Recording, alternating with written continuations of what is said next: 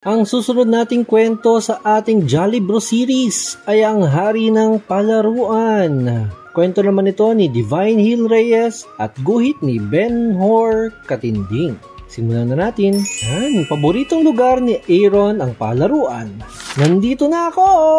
Pagbati niya sa kanyang mga kalaro. Laro tayo, Tonton! Sabi ni Aaron, sabay kuha ng bola nang hindi nagpapaalam. Una na ako, Mika. Pilit niya habang tinutulak ang kalaro sa linya.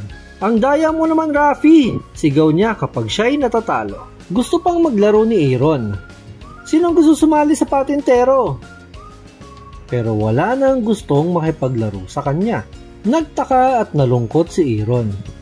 Umupo siya sa isang sulok at nagmumukmok. Nakita siya at nilapitan nila Jollibee at Popo. Jollibee, Popo, bakit kaya ayaw nila akong kalaro? Aaron, ano ang mararamdaman mo kung inagawan, tinutulak at sinisigawan ka ng iyong kalaro? Tanong ni Jollibee. Malulungkot ako, sabi ni Aaron. Ganoon din ang mga kalaro mo.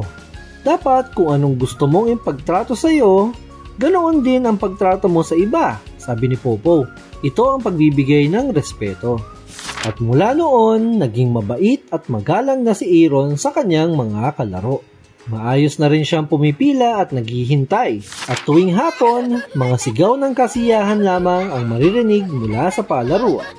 The end. Tapos na ang kwento ni Aaron at ang Hari ng Palaruan.